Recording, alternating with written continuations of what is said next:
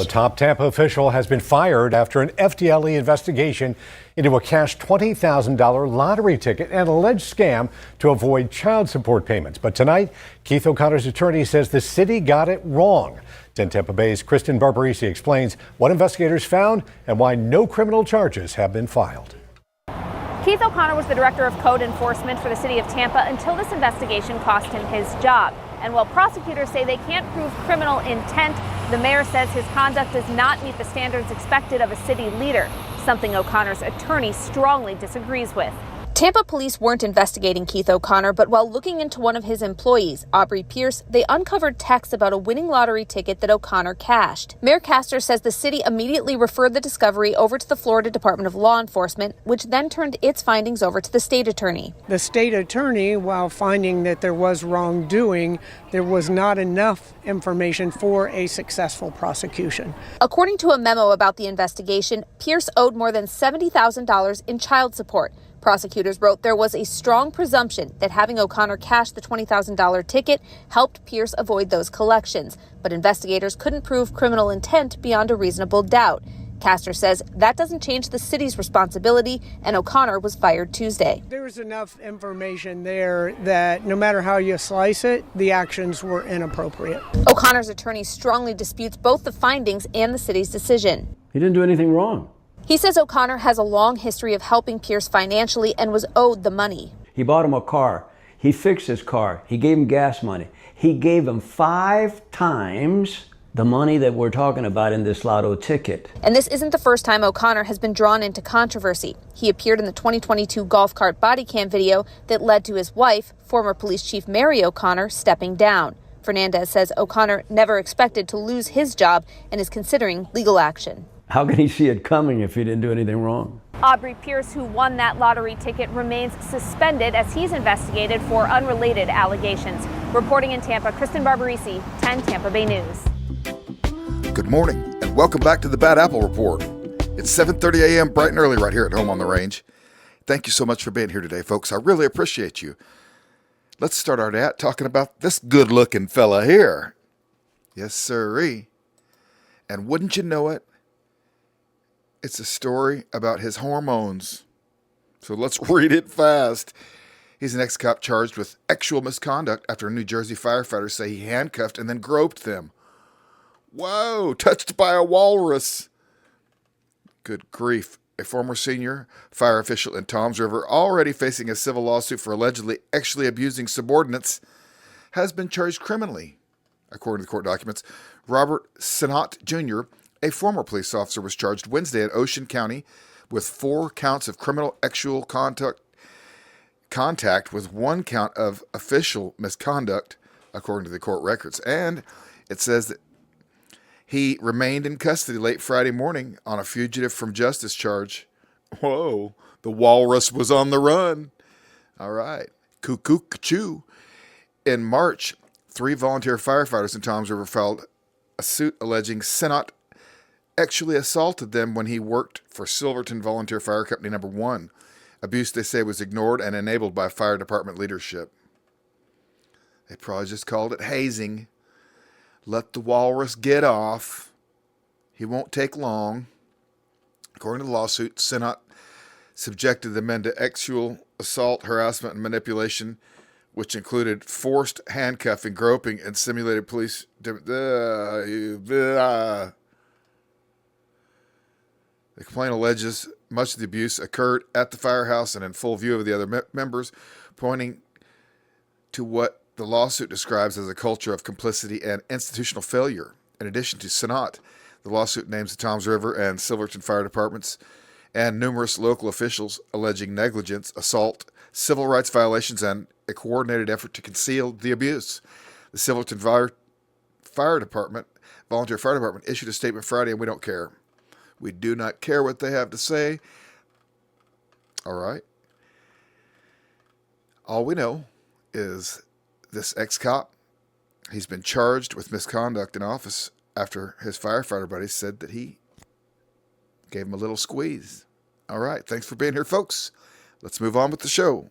Tonight, in a landmark settlement, the city of San Diego has agreed to pay $30 million to the family of a teenage boy shot and killed by San Diego police. Good evening. I'm Marcelo Lee. I'm Carlo Chiquetto.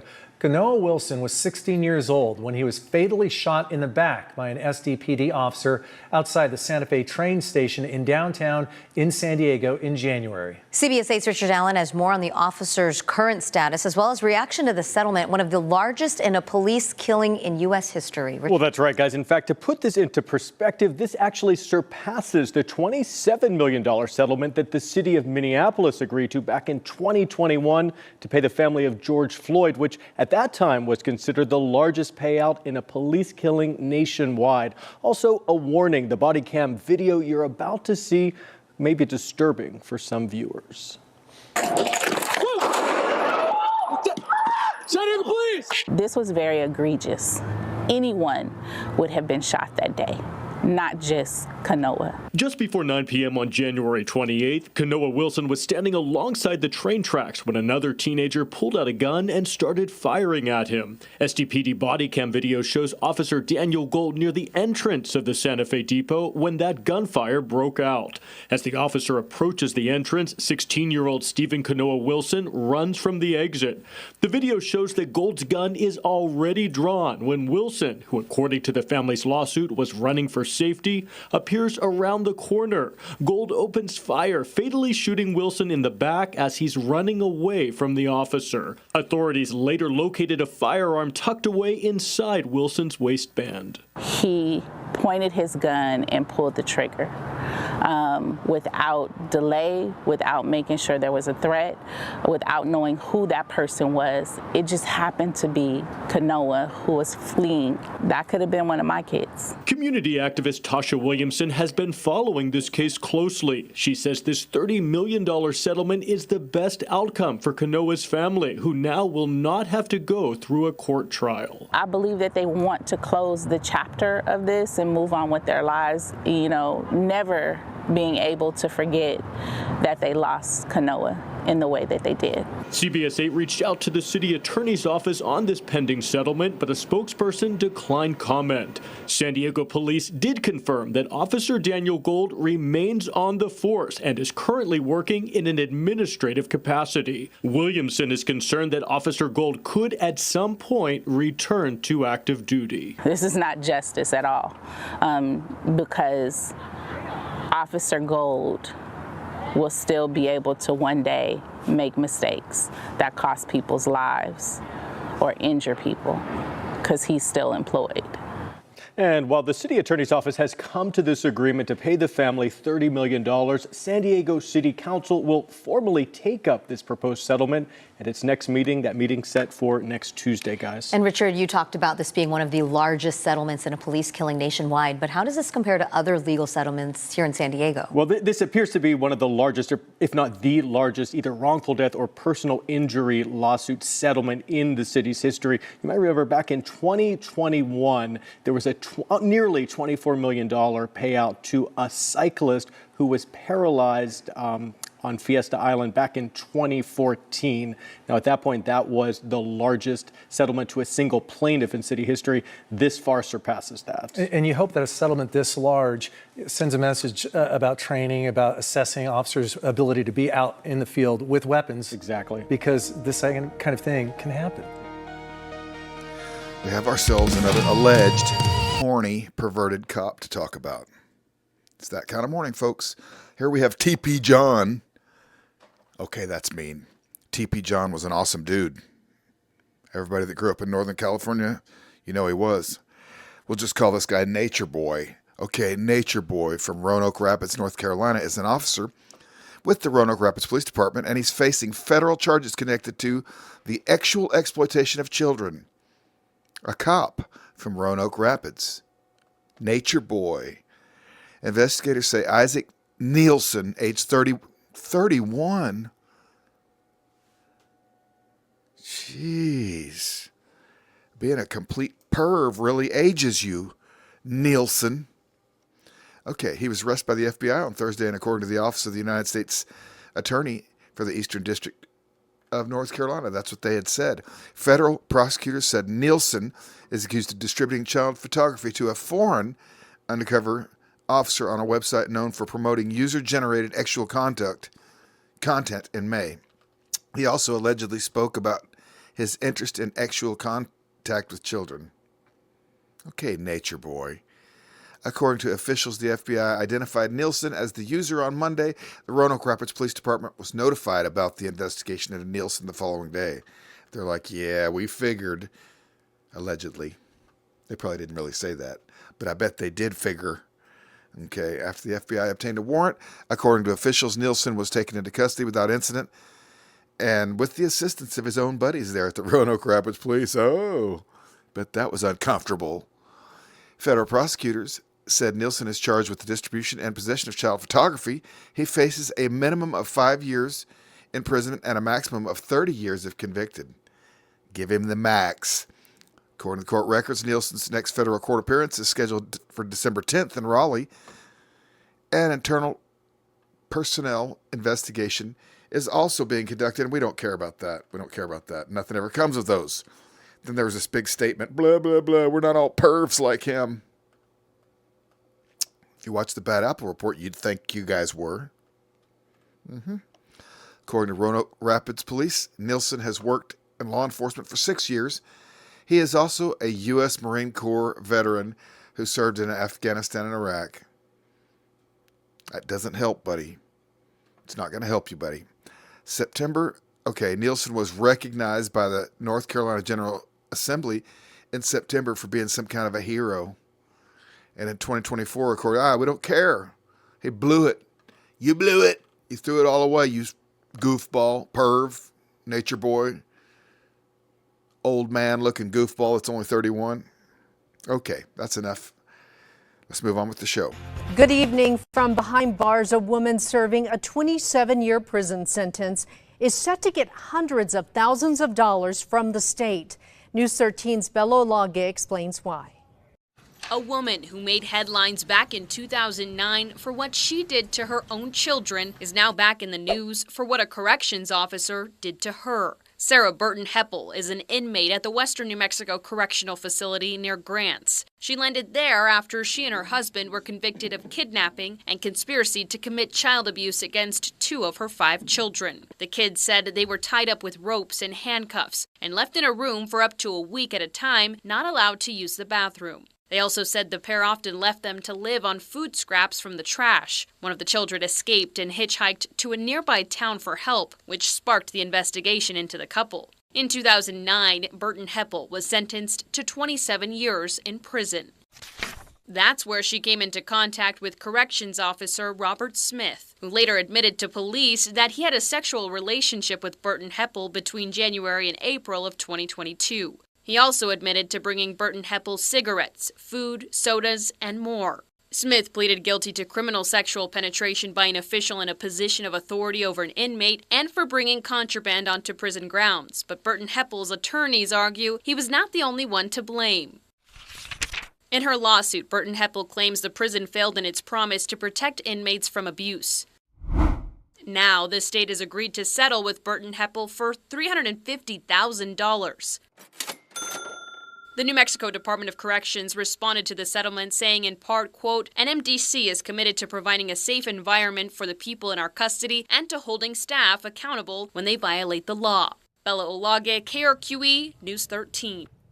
Smith was removed from his position during the initial investigation and sentenced to 3 years of supervised probation in 2022. It's a day where the cops let the little head think for the big head, and then they go to the big house, like this one. Ex-deputy convicted of multiple charges for stalking and harassing his former lover. Now he's in the big house because of what I had said before. An ex-Riverside County Sheriff's deputy who abused his authority and perpetrated felony and misdemeanor crimes while off duty was convicted today of stalking and more than half a dozen other charges, though the jurors were unable to reach a unanimous verdict on just one of them. That's okay. Let's find out. The NDO jury out there in California deliberated 2 days before finding 34-year-old Alexander Ravivani of Hemet guilty of the stalking count. He's guilty of that, as well as possession of child photography. What? Unauthorized use of protected electronic data, maliciously destroying a wireless device, witness intimidation, illicit eavesdropping. Good grief. Using a concealed camera to invade privacy, illegal use of a tracking device, interference with a traffic control device, and possession of a firearm in violation of a protective order, with the sentence-enhancing allegation of perpetrating a felony while on bail. Okay, Ravi Vani, what are you thinking?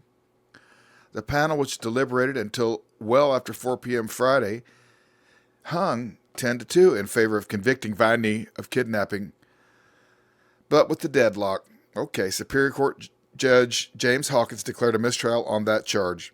It was unclear whether prosecutors intended to retry the defendant on that count.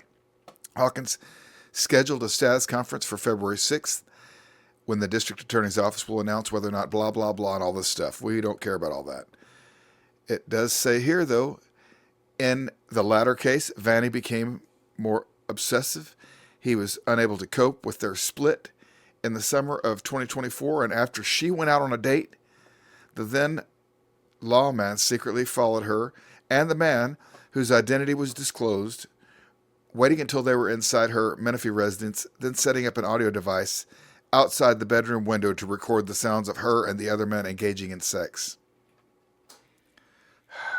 After waiting for a few moments, Ravi Vani forced his way into the apartment and challenged the man to a fight, according to the prosecution. Court papers said that Madeline attempted to use her mobile phone to call 911, but the defendant physically took it and damaged it.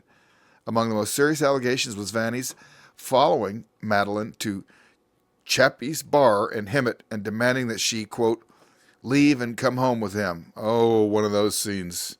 You're coming home with me. Okay, the prosecutor said. There's a lot more details, and it goes on and on and on, and it's not that salacious, but it just shows what let's just say, when you're thinking with your little head, you're going to do really dumb things. Like Ravi Vani. I think we're going to call it a day right there. Thank you so much for being here, folks. And we are done with the show. See you tomorrow.